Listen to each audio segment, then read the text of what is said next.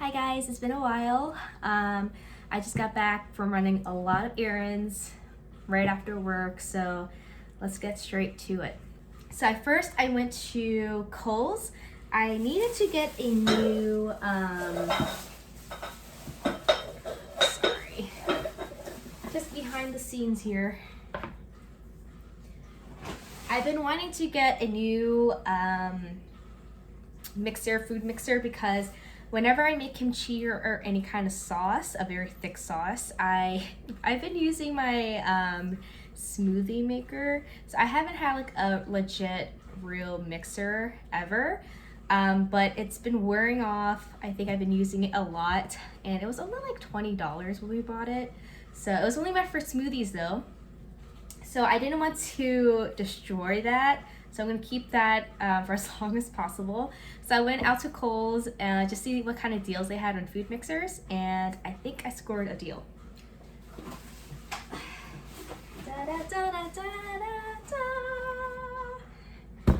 You guys, don't mind this. I'll explain what that is later. I got a KitchenAid Food Chopper, mixer, whatever you want to call it, and it's in such a beautiful color. It's like that aqua green or sea foam, that's what my fiance would probably call it. So this is meant to do all the chopping. I'm not going to destroy my smoothie maker, so I'm going to go ahead and open this bad boy up. This was originally, I believe,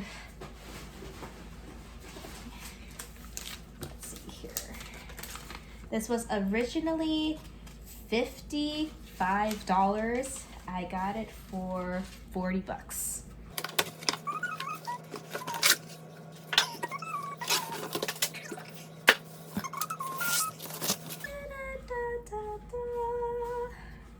Oh my God, it's so beautiful. Look at this, you guys. It has the pulse, the chop, navigation here. I definitely gotta play around with this. Manual's right here. So I gotta make sure I read this correctly before I get started. It's like in every single language but English. Okay. Yeah, so it's a heavy duty based one. It's very intact right now. Has a little rubber silicone things to keep it in place. And there's a retractable cord here, which I love because I hate it when cords get in the way when you're like trying to store it. So yeah, look at that. Ooh, okay. I see what they did there. Oh, there's a lock system.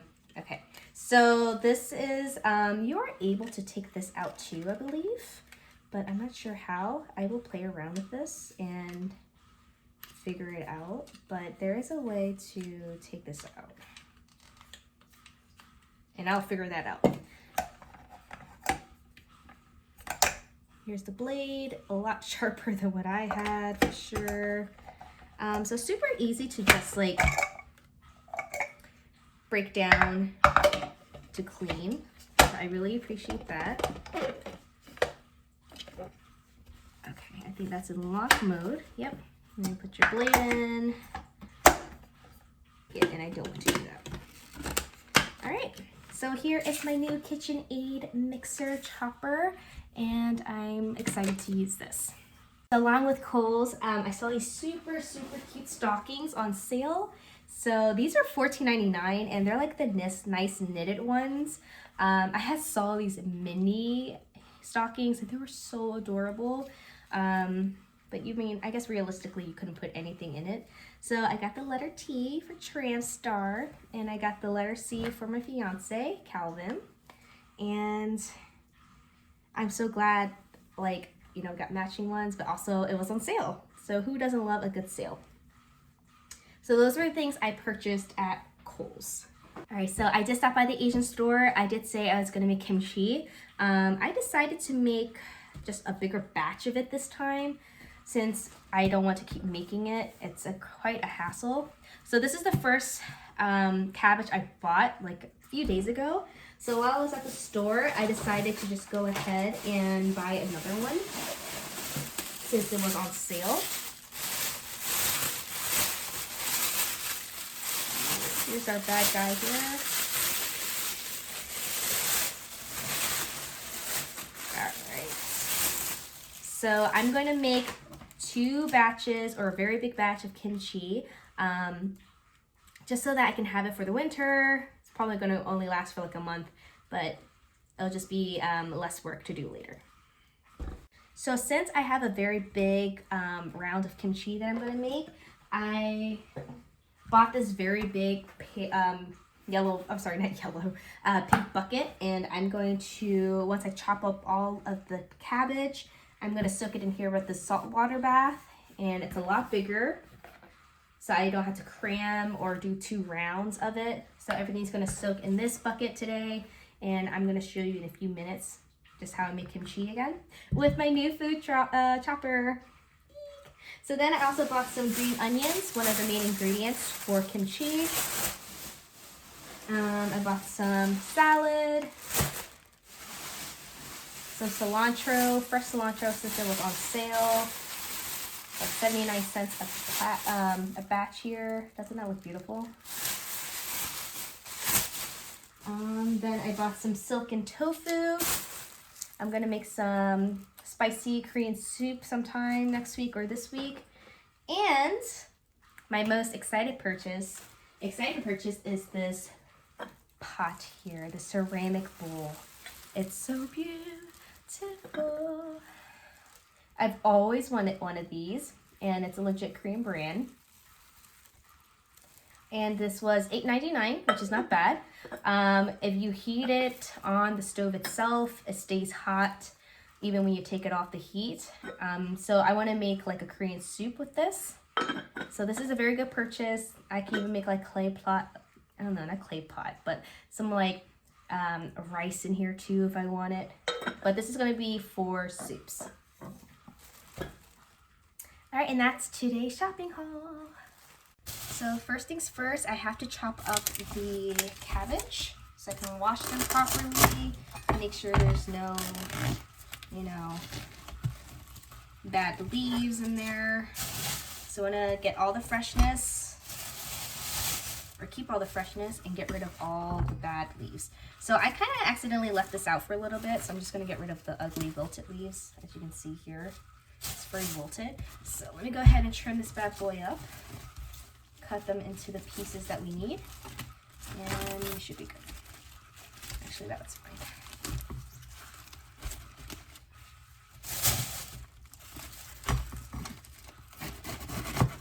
All right. So I'm going to wash it first, cut it, wash it, and then put salt in it and let it sit for about 2-3 hours. So I'm going to cut it into even little bite-sized here, just like that.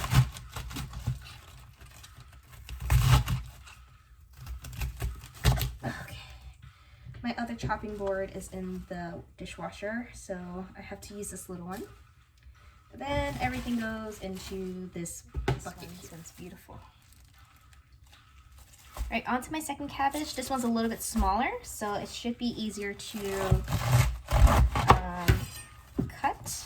The other one was extremely large, so I always cut into 4s, cut the little stem off, and then I hold it all tight and I just slice it as I go, and I try to keep the leaves as intact as possible.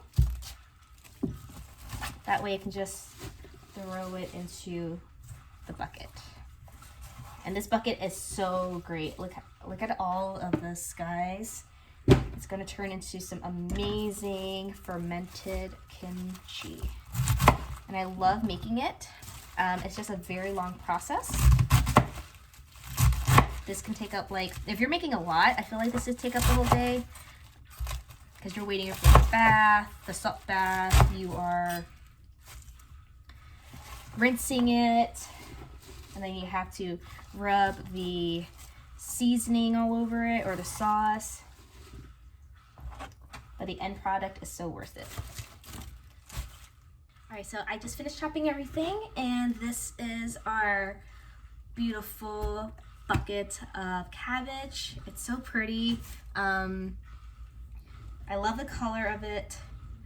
So now I'm gonna rinse everything maybe twice, and then put salt all over it, rub the salt into it. It usually takes, this is probably gonna take at least 7 minutes to rub all the salt in, and you're kind of like squeezing it lightly as you're doing it, just so that when it's in the salt bath, it can get very, like all of these are gonna get super flexible and they won't snap.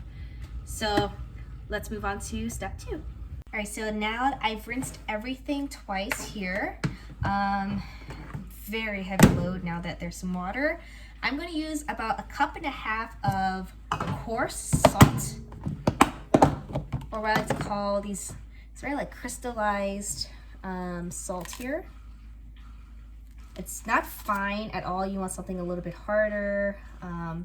It's not smooth, as you can see. This is really good salt for making kimchi. So I'm going to put in 1 cup first, mix it around as much as I can, and then if I feel like it needs more, I'll put in another half. But here's my measuring cup. I'm gonna go ahead and roughly scoop out. I'm gonna start with this, rub it all in, and then I'm gonna put water over it and then repeat the process. So I've been going at it for about 3 minutes so far. The more you do this, you'll start to notice that it is shrinking a little bit, and it's like not taking up the whole, like it's not rising to the top of the bucket like it was. So that's what putting salt on it does, and rubbing it in, squeezing it in. So I already did put a full cup of salt in here, so I'm making sure I'm evenly, as much as I can, of course, rub this all into salt. I'm flipping it around, squeezing it as I go. And as you can see here, it started off at the very brim of the bucket. After rubbing salt into it and squeezing it, this is how much it has shrunk. So you kind of want to keep going at this when it does shrink a lot, and it's going to get very wilted, which is a great sign. So now all we're going to do is fill this to cover it up with water, with very ice cold water.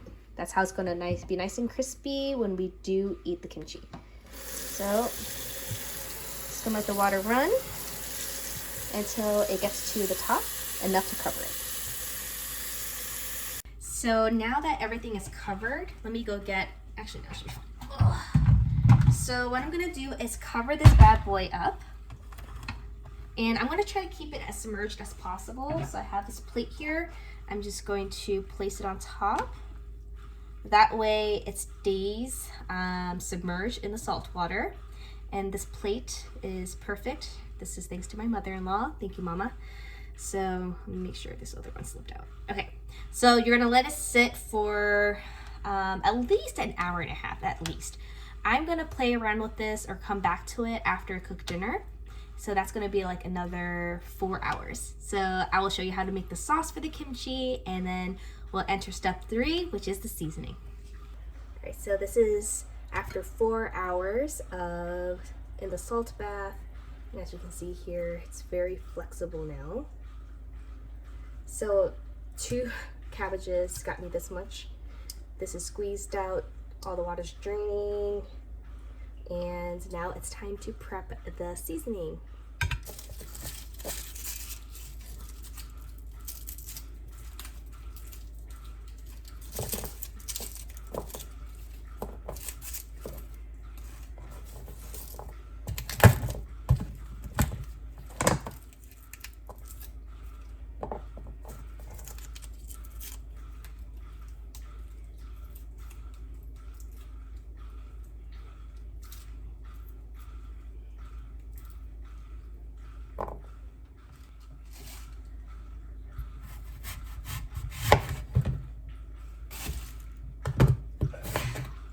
Bless you. Bless you.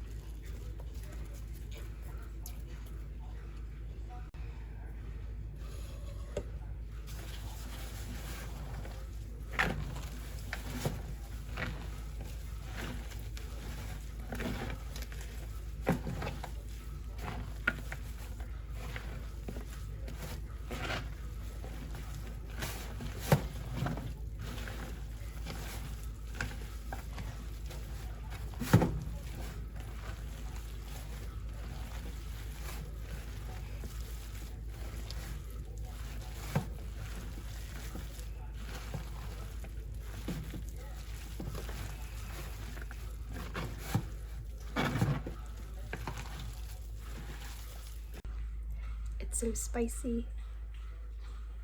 Whew. So almost there. Just give me another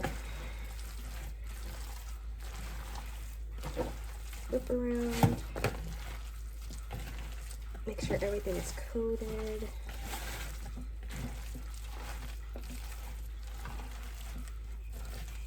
Whew.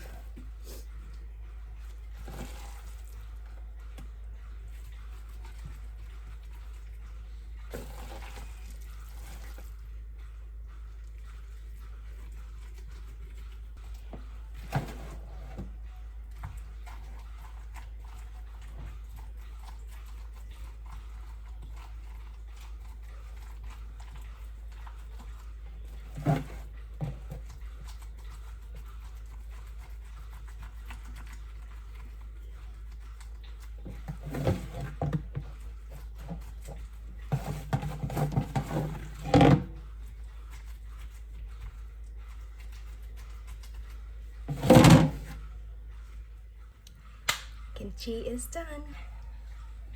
Oh my gosh. Look at this beauty. Whew.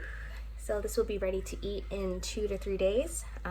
It's going to be left outside where it will ferment, and then after 2 days I put it in the fridge, and then that's when I usually eat it.